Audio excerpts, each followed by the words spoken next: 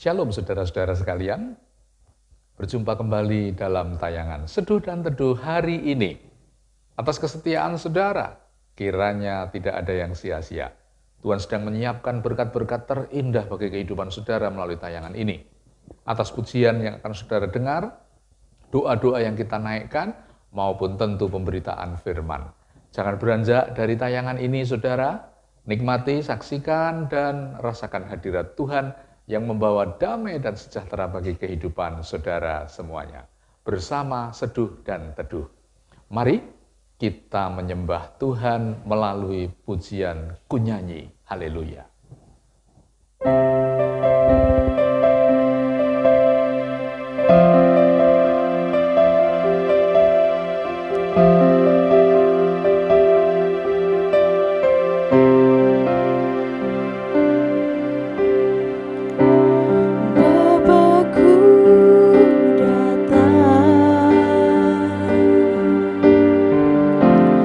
Menyembahmu di sini.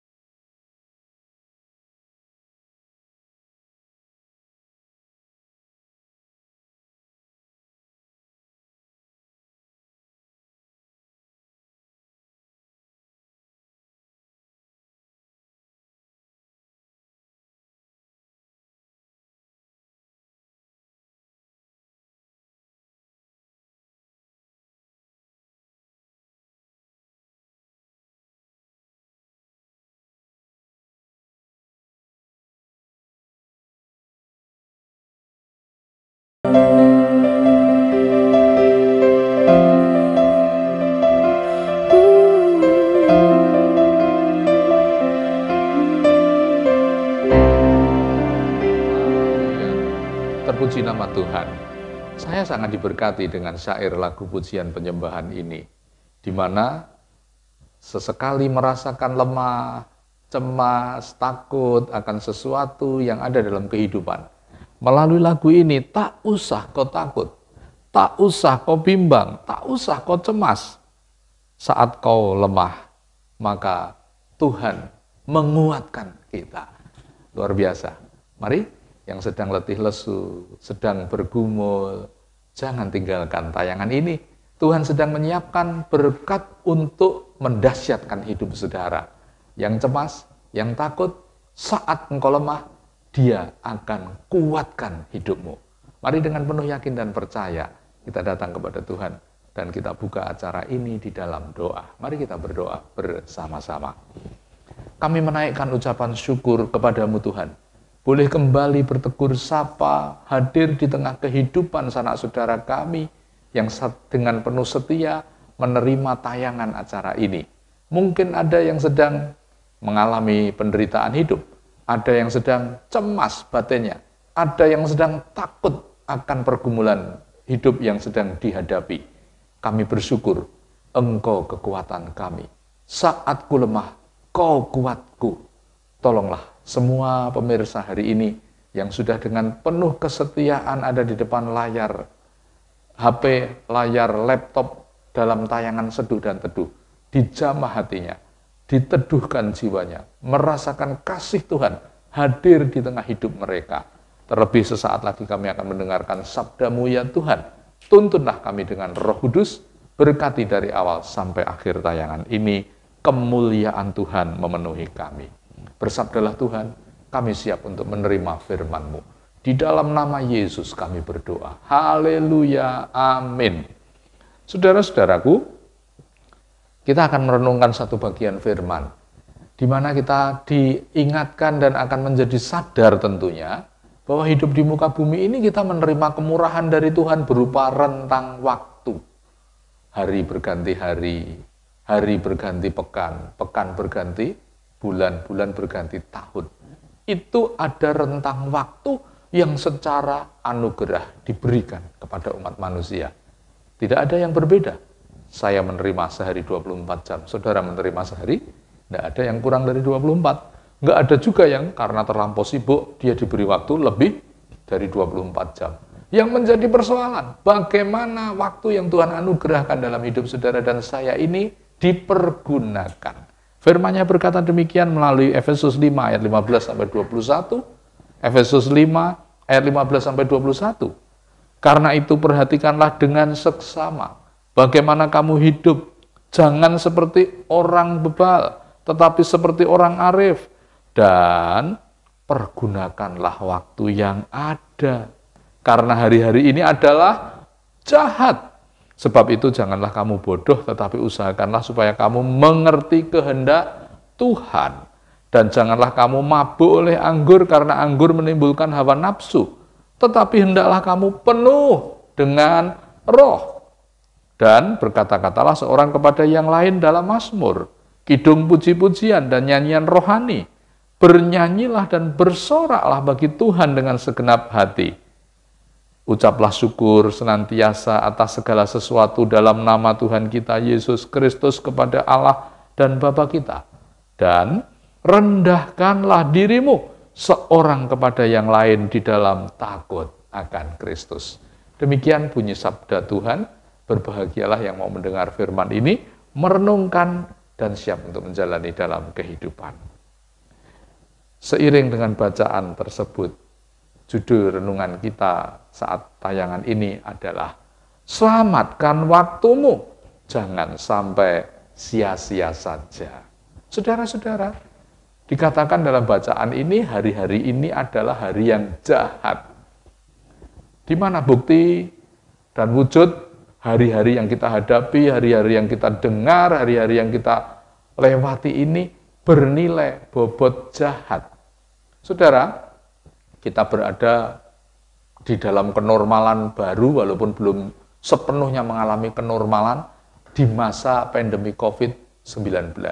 Tidak hanya satu negara, tapi hampir seluruh negara-negara di muka bumi ini.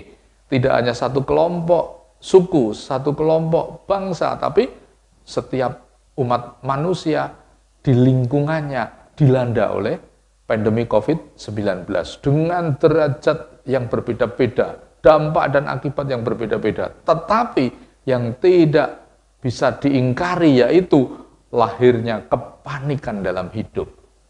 Ini membuat sesuatu yang tidak mudah. Kita sudah berada di penghujung tahun 2021, berarti kalau belum ada kenormalan yang total, ini sudah mau tahun ketiga berada di masa pandemi, saudara. Nah, itu menimbulkan sikap batin, sikap perilaku, cara pandang orang. Terdampak oleh COVID ini terhadap kehidupan usaha, terdampak oleh COVID ini kehidupan dunia pendidikan, ya, tidak pandang usia, dari yang kecil, remaja, pemuda, sampai orang-orang yang sudah berusia senior. Semua bisa mengalami, pengusaha, wira swasta, pedagang, semua mengalami dampaknya. Dan ini menjadikan tata kehidupan mengalami situasi yang berada dalam keadaan yang tidak stabil, boleh dikata lahir hal-hal yang bernilai jahat dalam kehidupan manusia saat menghadapi keputusasaan atau saat menghadapi kekhawatiran yang tidak ringan untuk ditanggung ini. Saudara, ada seorang teman yang mencoba untuk melihat dampak pandemi terhadap kehidupan pemuda remaja, ya, karena dia memang seorang hamba Tuhan yang berpelayanan di bidang pemuda dan remaja. Ternyata tidak hanya berdampak terhadap faktor fisik, kesehatan fisik, ansih, tetapi juga berdampak ke kesehatan jiwa atau kesehatan psikisnya, ya, karena tidak bisa berinteraksi. Dunia pemuda remaja adalah dunia sosial di mana mereka bisa berinteraksi, tapi dalam 2 tahun ini ada keterbatasan, bahkan ada masa-masa sama sekali tidak boleh saling bertemu. Baik itu di lingkungan yang masih belajar, di lingkungan sekolahan, di lingkungan kampus nggak bisa ketemu, di lingkungan gereja juga terbatas, di lingkungan masyarakat juga sama saja. Nah, beberapa yang memiliki kerentanan jiwa, remaja pemuda yang berada dalam kerentanan jiwa menghadapi situasi ini, dia berkesimpulan bahwa keadaan hari ini buruk, berarti hari besok pasti akan lebih buruk dari hari ini. Dari pemikiran seperti itu, melahirkan perilaku-perilaku dalam tanda petik jahat ke dalam. Ada yang menganggap dirinya menjadi tidak berharga sampai ke depresi hingga mengakhiri hidup. Ini menurut teman yang melayani di bidang pemuda dan tidak hanya satu kota atau satu negara, dia melintas negara, menemukan gejala-gejala yang hampir sama, yaitu keputusasaan akut sampai kepada depresi, bahkan tindakan yang membahayakan ingin mengakhiri hidup. Itu gambaran bagaimana hari-hari yang sedang kita hadapi ini berada dalam suasana yang jahat. Suasana yang bisa mendorong kita tidak berperilaku dengan tepat. Maka melalui firman saat ini, Tuhan mengingatkan kepada kita. Karena itu perhatikan dengan seksama bagaimana kamu hidup. Kita semua diminta untuk perhatian terhadap hidup kita masing-masing. Yang perlu kami sampaikan, kalau hari ini terpuruk, itu tidak menjadi akhir. Belum tentu hari besok saudara lebih berat dari keterpurukan yang terjadi hari ini. Bisa jadi saudaraku, keterpurukan, ketersandungan situasi sulit hari ini adalah awal saudara akan melewati badai yang berat dan melihat awan cerah hingga sampai ke kota tujuan. Seandainya itu perjalanan hidup saudara dan saya diibaratkan sebagai sebuah pesawat terbang, bila ketemu awan dan badai gelap kita anggap bahwa di depan adalah lebih gelap dari yang sedang kita hadapi, kita akan berakhir dalam perjalanan itu. Tetapi seorang pilot yang mengendarai pesawatnya selalu berpikir, di balik awan ini, di depan, tinggal berapa mil lagi, pasti kita akan keluar menembus awan gelap ini, dan di sana akan melihat langit yang cerah, hingga perjalanannya akan menuju kepada bandar udara yang akan dituju. Mari, berpengharapanlah yang seperti itu. Sandungan hidup, kesulitan hari ini, kita perhatikan hidup kita bukan untuk menyia-nyiakan karena keterpurukan dan sandungan yang terjadi hari ini. Tetapi yakinlah yang terjadi hari ini menjadi permulaan untuk kita memperoleh hal-hal yang lebih baik di hari esok. Dengan Perhatikan waktu yang kau pakai sehari-hari. Jangan disia-siakan hanya untuk ngelamun. Disia-siakan hanya untuk membaca berita-berita, prediksi-prediksi hingga membuat hatimu semakin ciut, nyalimu semakin terpuruk. Tapi bacalah peluang, bacalah kesempatan, carilah tantangan yang membuat saudara bangkit dari setiap sandungan dan keterpurukan. Bagi saudara ada masa depan. Untuk saudara yang mau bergerak dari keterpurukan, mengulurkan tangan untuk dilanting oleh tangan Tuhan. Ketika lemah, membiarkan kekuatan Tuhan yang mengangkat saudara. Sudah ada kedahsyatan yang siap untuk saudara hadapi. Keruntuhan, sandungan, keadaan tidak baik hari ini tidak berarti akhir dari perjalanan hidup saudara. Tapi ini bisa menjadi awal saudara akan menggapai keadaan yang amat sangat jauh lebih baik di hari yang mendatang. Perhatikan bagaimana kamu hidup. Jangan seperti orang yang bebal, tetapi seperti orang arif. Dan pergunakan waktu yang ada, karena hari-hari ini adalah jahat. Mari kita digugah dalam keadaan sulit, menjelang akhir tahun 2021 ini, tidak memandang hari esok gelap lagi. Tapi kita meyakini selepas hari-hari ini ada terang, ada harapan, ada kota tujuan yang akan saudara dan saya capai. Firman-Nya juga berkata, sebab itu jangan kamu bodoh.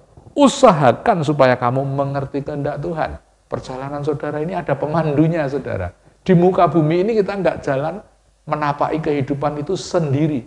Apalagi tanpa tujuan yang pasti. Tidak. Ada kehendak Tuhan. Jika itu engkau tangkap dalam hatimu, engkau mengerti menjadi visi hidupmu, kehidupan saudara seberat apapun hari ini tidak akan menggoyahkan saudara untuk melangkah maju. Jadi, berusaha selalu menjalani hidup seturut kehendak Tuhan. Yang berikutnya, dalam hal jangan sia-sia bukan hanya waktu, tapi juga jangan sia-sia dalam bertutur kata, berucap. Jangan ucapkan hal-hal yang membuat kita ringkih. Jangan ucapkan yang membuat orang lain tersudut batin perasaannya, terbunuh karakternya. Tapi ucapan-ucapan kita jangan sia-sia. Di masa-masa sulit ini, ucapkan hal-hal yang berbobot harapan. Oh, aku akan mencoba. Aku pasti bisa bersama Tuhan. Aku tidak terpuruk. Hari ini tersandung, tapi tidak untuk kejatuhan. Ini menjadi latihanku untuk naik ke anak tangga yang lebih tinggi. Ucapkan kalimat-kalimat yang bobotnya pujian, mazmur, keagungan, hal positif. Bukan sia-sia dalam perkataan. Sudah terpuruk, mengumpat-umpat peristiwa. Sudah terpuruk, menyalah-nyalahkan orang lain. Atau sebaliknya, terlalu menyalahkan dan menghakimi diri sendiri dengan kalimat-kalimat yang setiap hari diucapkan. Itu sia-sia, itu sia-sia. Jangan hidup dalam kesia-siaan ucapan-ucapan kalimat yang tidak membawa semangat ataupun motivasi kehidupan. Dan yang terakhir, ya, dikatakan di sini, ucaplah syukur senantiasa atas segala sesuatu dalam nama Tuhan. Terpuruk, tersandung, situasi, atmosfer kehidupan sedang dalam kesulitan, tetap cari ruang syukur. Tetap cari ruang syukur. Di balik yang terburuk, pasti masih ada titik kebaikan Tuhan yang bisa saudara syukuri. Itu akan membuat saudara tidak merasa hancur, mengakhiri semangat dengan kejatuhan-kejatuhan yang sedang saudara hadapi. Mari yang sedang dalam terpuruk saat ini, coba cari ruang syukur. Dengan berucap syukur, saudara pasti akan mentas dari keterpurukan itu. Dengan berucap syukur, ada kuasa Tuhan yang akan mendahsyatkan hidup saudara. Karena di mata Tuhan, saudara terjatuh tapi kok masih bersyukur. Saudara mengalami masalah tapi kok tidak diterima dengan keluh kesah. Malah dengan ucapan syukur. Itu kedahsyatan di mata Tuhan. Tuhan mencari orang-orang yang bisa menatap syukur di balik setiap hal-hal yang bernilai hancur. Hal-hal yang bernilai sandungan, keterpurukan. Tapi orang itu menerimanya dengan syukur. Tuhan akan mencari saudara untuk dipercayai hal-hal yang jauh lebih dari apa yang terjadi hari ini. Dan rendahkanlah dirimu seorang kepada yang lain. Di dalam takut akan Kristus menjadi penutup ayat ini.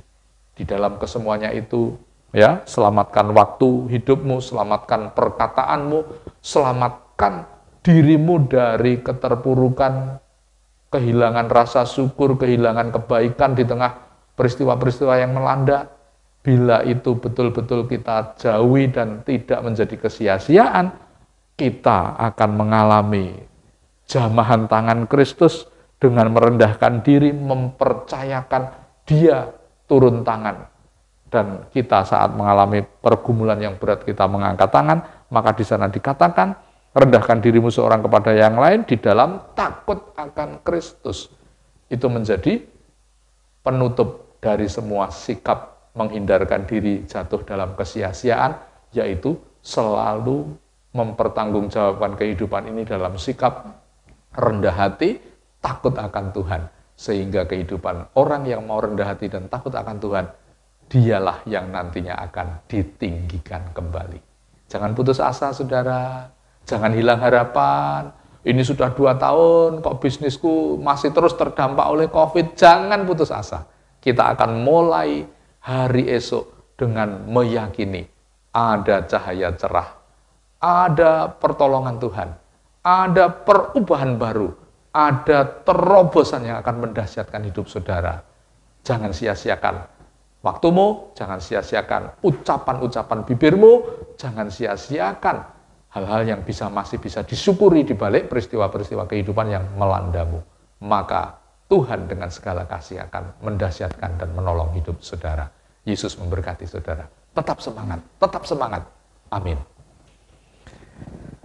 Saudaraku, mari dalam saat teduh merenungkan isi sabda ini sebelum nanti kita juga bawa dalam pokok-pokok doa untuk hal-hal yang perlu didoakan. Bapa yang mengasihiku, kita pujikan.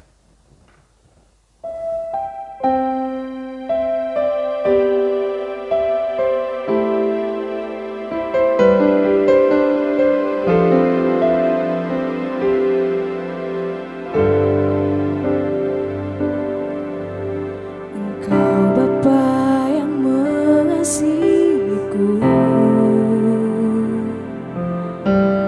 kau pandang bentuk dan rupaku,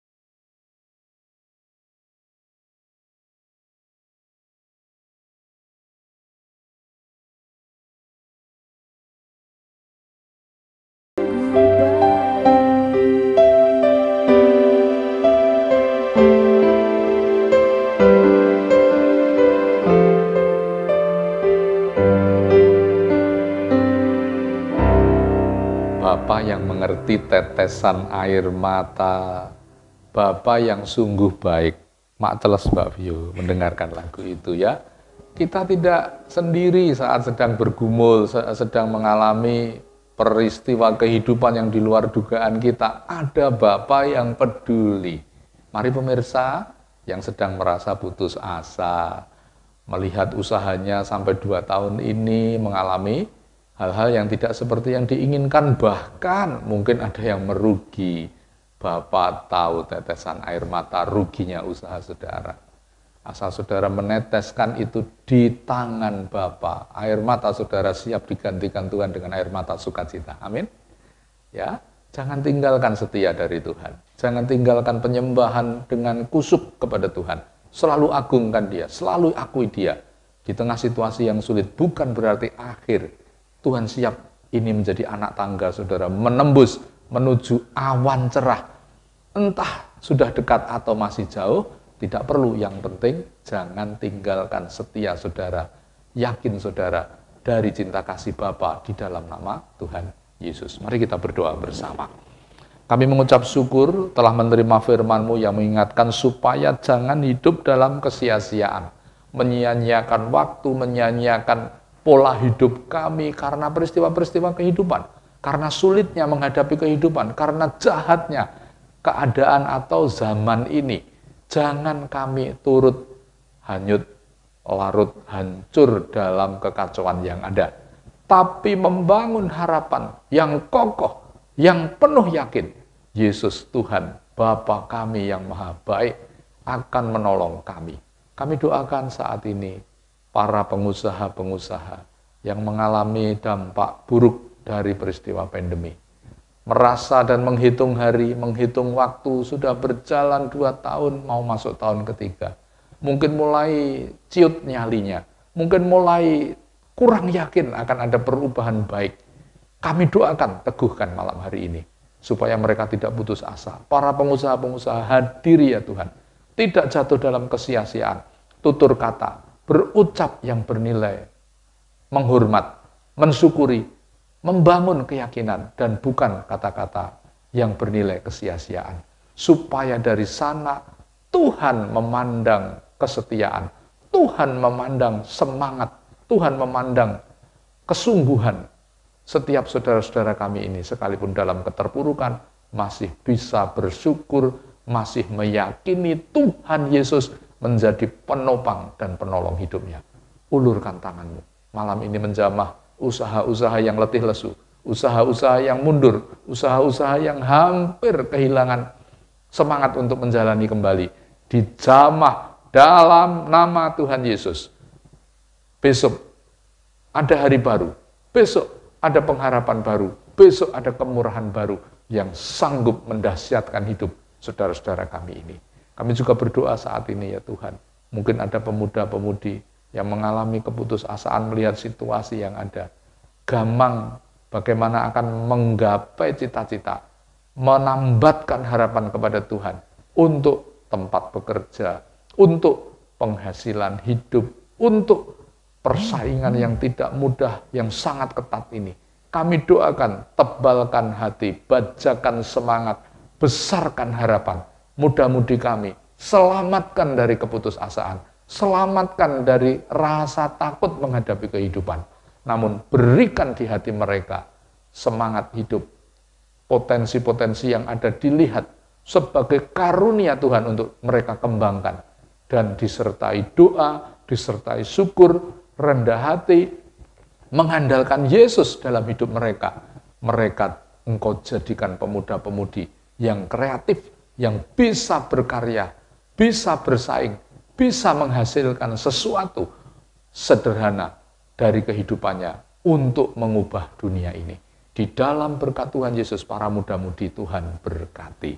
Demikian doa syafaat kami, biarlah melalui firman ini, setiap pemirsa menerima berkat anugerah-Mu, menyelamatkan hidup dari kerusakan, menggunakan waktu dengan tidak sia-sia, bertutur kata yang bernilai pujian, yang bernilai pengagungan. Hanya kepadamu ya Tuhan, seru doa disertai syukur kami panjatkan. Haleluya. Amin. Saudara, Mari bagi yang masih ingin dilayani doa secara khusus, konseling, pendampingan, pergumulan-pergumulan hidup, saudara tidak sendiri. Kami di sini, tim Seduh Teduh, siap menerima layanan doa maupun memberikan pendampingan konseling pastoral kepada saudara-saudara yang membutuhkan. Jangan lewatkan, hubungi nomor telepon WA yang ada di tempat ini, kontak segera bila saudara membutuhkan, kami siap untuk menanggapi dan mendampingi saudara semua. Tidak terasa, sudah berada di penghujung rangkaian acara ini. Sampai berjumpa pada tayangan Seduh dan Teduh di hari yang akan datang. Semoga hidup saudara selalu didahsyatkan oleh Tuhan. Sampai bertemu, Tuhan Yesus memberkati kita semua.